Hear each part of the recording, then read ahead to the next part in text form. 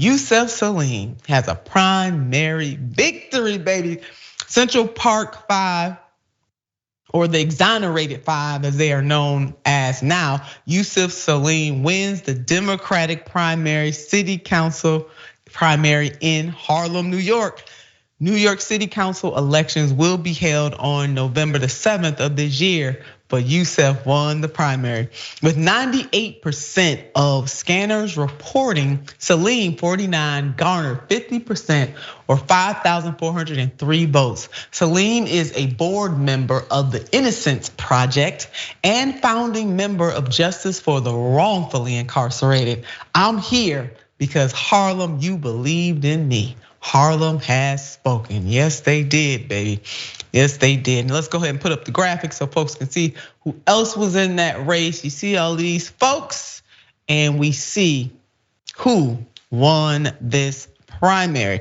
Now, Trump hates the Exonerated Five and will not apologize. Many of you may have seen the special. If you have not seen the special, you need to watch it.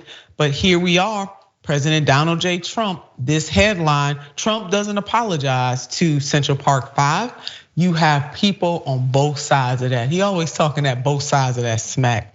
34 years ago, Donald Trump took out a full page ad in the New York Times demanding the death penalty for the Central Park 5. Now, as Trump is facing his own prison time, Yusef Salaam is on his way to be the New York Council member for Harlem. How you like me now, President Donald J. Trump? And we want you to take a look at this.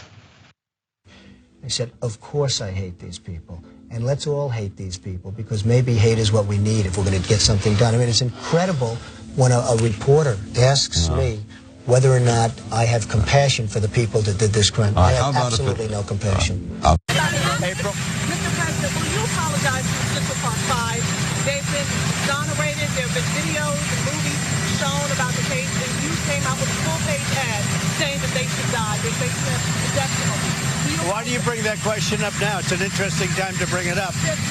You have people on both sides of that. They admitted their guilt. If you look at Linda Fairstein and if you look at some of the prosecutors, they think that the city should never have settled that case. So we'll leave it at that. Now, we already know that President Donald J. Trump has no shame. The Exonerated Five, right? They were exonerated, and even in the face of the facts, this president is so arrogant and so narcissistic that he can't even admit that he was wrong. So Jessica, so happy for Mr. Salaam, glad that he won this primary, and I do hope that he wins the general election in November. Yeah, it's absolutely amazing that people come up to him. He said this in a TV interview when he was running, and tell him that they give them hope.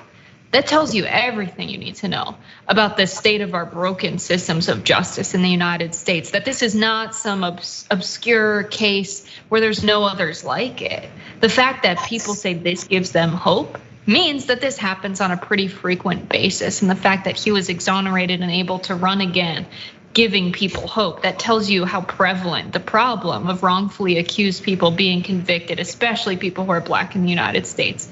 It's a huge problem in the United States. And I think someone who has experienced the broken systems that we have are probably the best people to repair or tear down and build better and new ones. So he's so qualified to be in the city council. We need more people like him in positions of power and representing people in a way that traditionally in these gerrymandered districts, we don't have representation that does that.